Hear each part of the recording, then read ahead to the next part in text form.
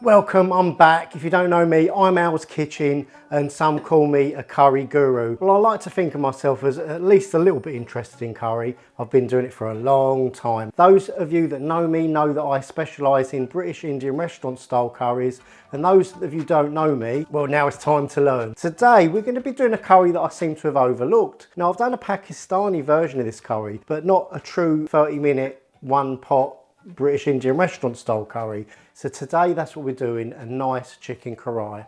I'm going to be using some lovely thigh fillets, but you can use mini fillets or breast meat. You'll just put them in a later time in the curry. I'll tell you that a bit later. What have I been up to? I've been around the country, guys. I've been in the northwest, well, really just Manchester and Blackpool, filming in your local restaurants. That series is to come. Again, more on that later. Let's go grab a beer, go and get your drinks ready. We're going to start cooking in any minute. There we go, nice half pint of what I've got loaded onto my perfect drafting machine. Let's lubricate the joints, roll back the shoulders, let's go. I'm going to go over the spices first and tell you about my magical onion base. So we've got some whole coarse grain black pepper there, got some lovely vibrant red Kashmiri chili powder, got some cumin powder, some coriander powder, some cardamom pods, garam masala, salt and sugar, 3 tablespoons of freshly minced ginger and garlic, roughly equal portions, that's 3 tablespoons.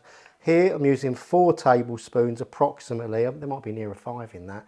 I'll write it down in the description box below so you know the perfect recipe of this tomato puree, and I've just added some water, excuse me, so it can pour into the curry nicely. Nice stick of cinnamon, and for garnish I've got some stripped ginger, some mild red chilli.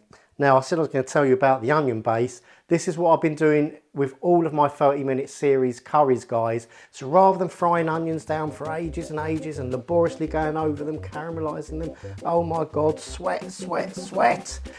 No, what we're going to do is we boil them for 10 minutes to cook out the sulfuric properties, you know, that bitter taste.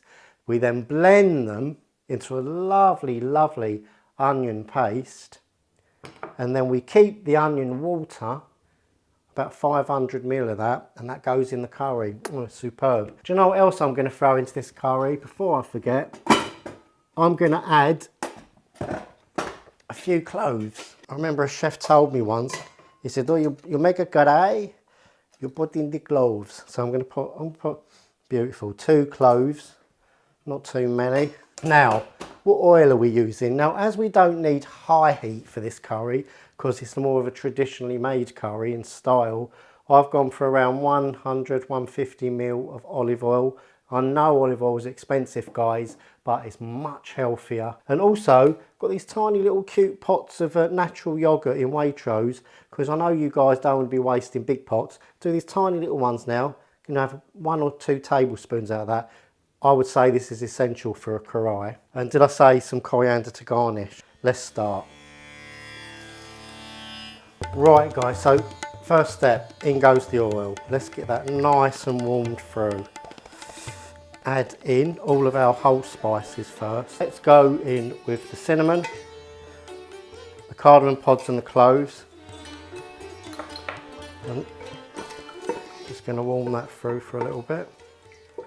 I've got a wobbly top. Can't be having a wobbly top. Let's get that nice and firm. About that'll have to do. Right, so once we get our oil nice and warm, the first 10 minutes, guys, we're going to fry out these onions and make them really sweet.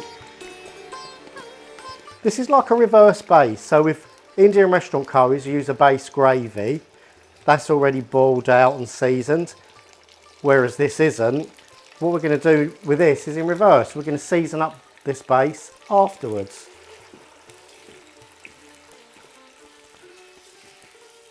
Right, so I'm going to stick the lid on this. Going to tend to it, make sure it doesn't burn, turn it from once in a while, and it will go nice and sweet, caramelise. Let's get it ready to make the curry. While we're waiting for this to cook, go check out these brilliant clips of me filming in Indian restaurants, maybe in your local towns in both Manchester and Blackpool. No spoilers, except to say, the one in Blackpool, I rated it not going to tell you. You're going to have to wait for the shows to check them out. Who is it, Paris? Or where am I? Yes, I'm in lovely Blackpool. This looks really nice. I've got some kind of like mint sauce, too oily. I ordered a paratha because they didn't do garlic breads. Oh look, just before we go, a nice little treat. Kill the mic's on. I don't know, I just think they're just playing it a bit too safe here, to be honest. Halloumi battered sticks, so a little touch of cypress. It's that I just find these little thali trays just a little bit, this place is done out very, very chic, done like a tart's boudoir. Right guys, 10 minutes up, first stage, let's check out these onions. Right. As you can see, they've changed colour. They don't always change colour, don't worry about that. Main thing is to make sure they don't burn, which is where this pot comes in handy. It's made of die-cast aluminium and it's got this super space age non-stick coating on it. Beautiful. That's it, those onions are done. If they are burning or you get a little bit worried, don't be afraid to add a splash of water. You're in control at all times. Right, so that's the onions done. They're now ready to build on. So what we're going to do, we're going to make a paste. So we want to throw in the cumin, the chilli, coriander, the garam masala and the salt. Right, now we want to make a paste. So give that a good vigorous stir. Now obviously there's oil in the onions, there's oil in the spices, believe it or not, and as we fry those out, the spices release their oils. And then we get this lovely, lovely aromatic masala base. That's it, perfect. In goes now the tomato paste. Get every last drop of that out. Oh my God, this smells already amazing. Do you know what? Thank God that curry ended up in our country. Can you imagine it? What we'd be eating now if we never had curry? All those Indians that came over. But, you know, now we've got the recipe. Just kidding. Right, so that's the base done. That looks lovely and beautiful. Look how lovely and creamy that is. Now we're going to add the chicken. Now, unlike all the other curries, now goes in the ginger and the garlic. You can fry this off at the onion stage if you want. Let's go in with our chicken thighs. Now, the chicken thighs go in now because they take a bit longer to cook.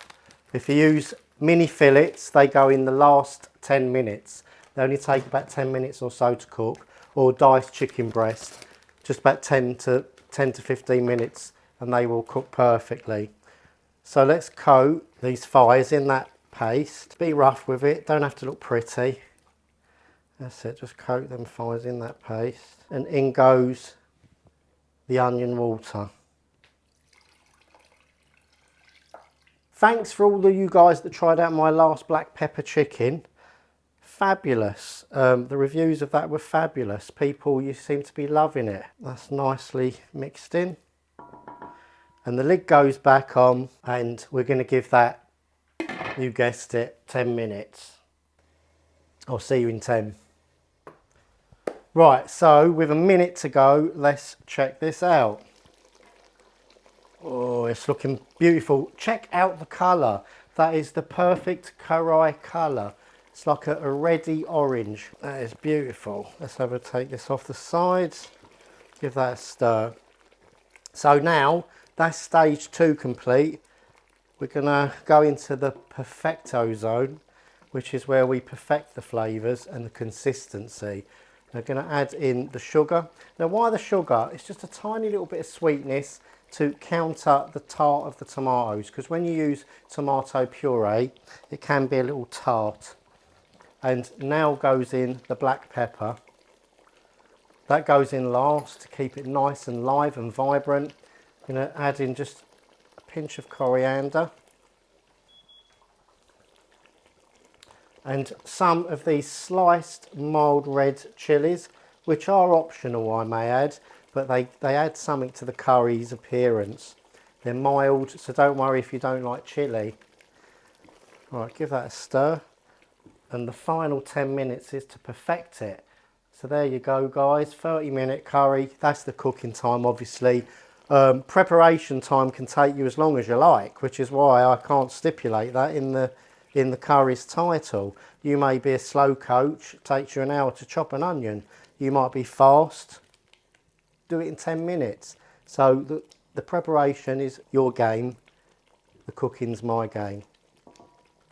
Right, let's turn that on low, so it simmers nice and gently.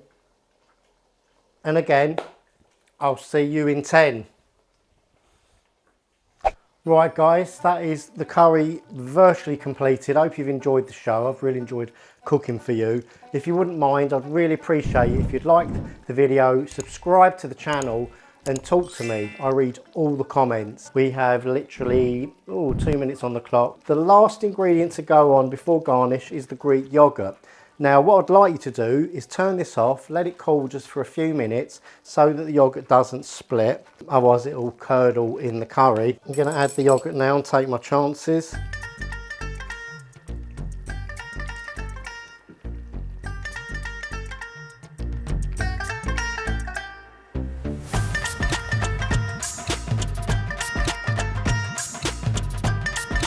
Right, now it's on to the best part of all, the taste test for a nice bit of thigh.